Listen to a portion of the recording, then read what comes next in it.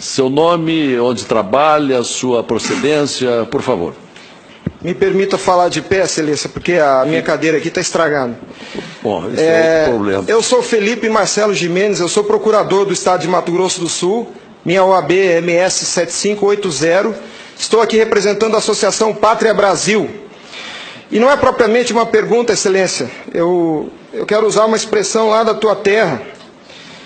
Nós somos advogados, o senhor é advogado, eu sou advogado, e quando esses cientistas falam da tecnologia da informação, nós ficamos mais perdidos que Cusco em procissão. Essa é uma frase muito dita lá. Pois é. Acontece que o nosso povo vem sendo enganado por essa máquina, essa arapuca, porque sempre que olhamos para o problema, tentamos enxergá-lo através da tecnologia. E, na verdade, Excelência, nós temos que olhar para essa máquina com a luz da lei. Antes da ferramenta, deve prevalecer a ordem jurídica. A ferramenta deve servir à ordem jurídica e não o inverso, Excelência. Nós estamos vivendo uma inversão, onde a ordem jurídica é posta de joelhos diante da ferramenta. Por falar em colocar de joelhos, a conduta do ministro Gilmar Mendes em protelar por 2 anos o cumprimento dessa lei deu motivo ao impeachment, ao pedido de impeachment. E eu vou mais além. Me parece que, na verdade, a conduta dele configura o crime de prevaricação, porque se omitir na obrigação do ofício é prevaricação. O que está acontecendo aqui, Excelência? Um dos pilares da República está sendo quebrado. Nossa democracia e a cidadania desse povo está sendo violada, desrespeitada.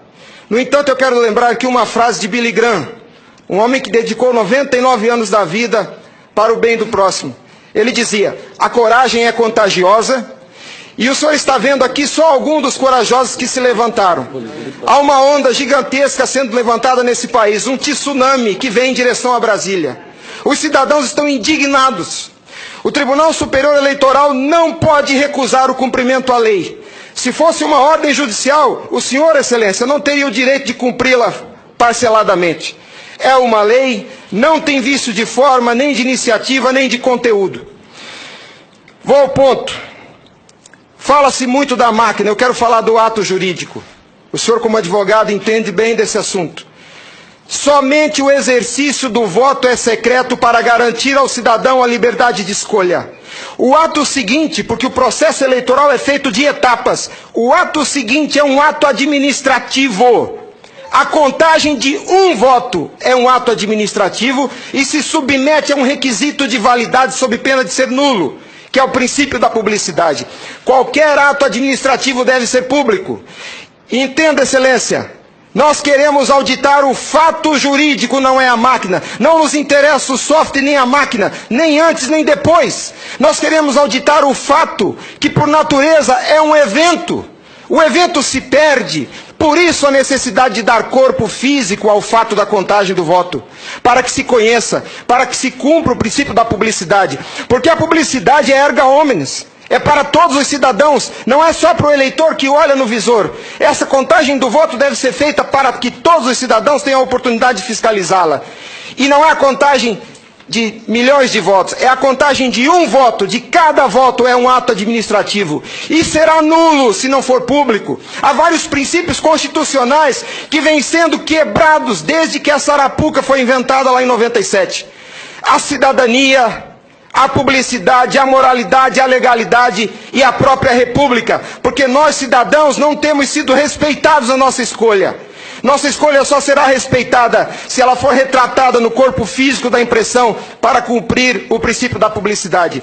O exercício do voto é secreto, mas a contagem deve ser pública. E qual que é a artimanha da urna? Ela estende o segredo do exercício até a última etapa. E o sagrado BU, eu vou usar uma expressão de alguém, eu não lembro quem é o proprietário dessa frase.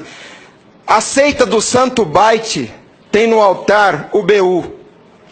O BU não prova nada, Excelência. Quando o BU é imprimido, já houve a contagem dos votos em segredo. A fraude já aconteceu, porque cada voto contado deve ser público. O BU informa ao senhor, Excelência, o total.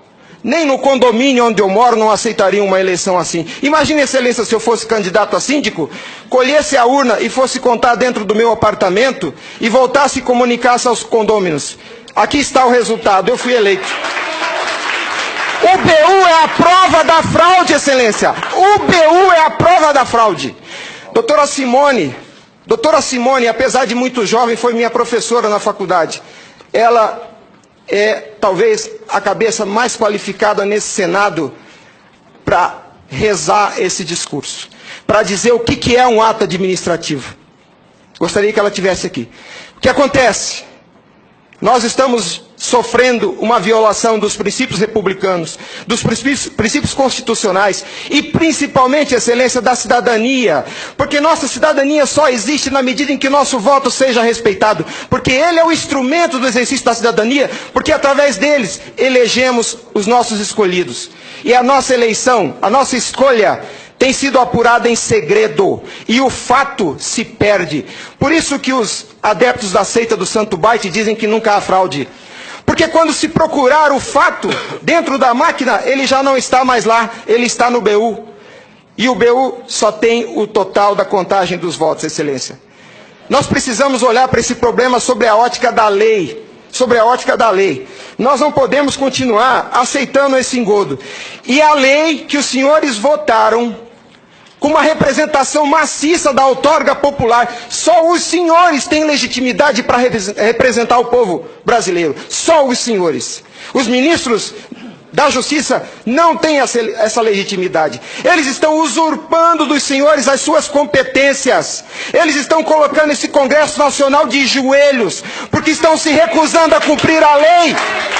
Eles estão, Excelência, eles estão cometendo abuso de autoridade. Abuso. Porque essa lei que os senhores votaram com 71% do Congresso Nacional, a derrubada do veto teve um peso de outorga popular maior do que as emendas à Constituição. 71% do Congresso Nacional disse, em nome do povo, será impresso o voto. E a lei, Excelência, não tem discricionariedade. A lei não permite fracionamento. Fracionar o cumprimento da lei é um abuso, é uma violação, é uma teratologia. Não há possibilidade de se fracionar o cumprimento da lei. Imagine o senhor, se o senhor fosse sujeito passivo de uma ordem de Gilmar Mendes, se ele aceitaria ouvir do senhor o seguinte: ministro, eu vou cumprir sua ordem, um pouquinho a cada ano. Até 2050, Gilmar Mendes, eu termino de cumprir a sua ordem. Imagina que ele aceitasse isso do senhor. A lei não tem discricionariedade. Não é possível cumpri-la pela metade. Em resumo é isso, Excelência. E por fim, o direito dos senhores, a sua autoridade como representantes do povo está sendo vilipendiada. E por quem? Vou dizer mais. Não é por juízes. Os ministros, quando sentam na cadeira do Tribunal Superior Eleitoral para administrar esse serviço público, que é a eleição é um serviço público, não é jurisdição, não é um ato jurisdicional. Quando eles lá, sentados em seus gabinetes, estão administrando o processo eleitoral, são administradores sujeitos aos princípios constitucionais, como qualquer agente do executivo. A hibridez da justiça eleitoral tem confundido o povo. Mas a competência se dá, a função se dá em razão do cargo, não do indivíduo. Quando eles estão se desincumbindo do processo eleitoral, estão executando ato administrativo, não são juízes. E vejam o absurdo, Excelência, um administrador público que por acaso usa toga, se arvoca o poder de desrespeitar a lei que os senhores votaram. Nossa república está à beira do abismo. Se os senhores não se colocarem em pé e defenderem a sua legitimidade da outorga e aceitarem esse abuso de autoridade, acabou a república, Excelência. Acabou a cidadania. Então nós somos escravos. Nós seremos escravos se a nossa escolha e a lei que os senhores votaram não for respeitada. Obrigado.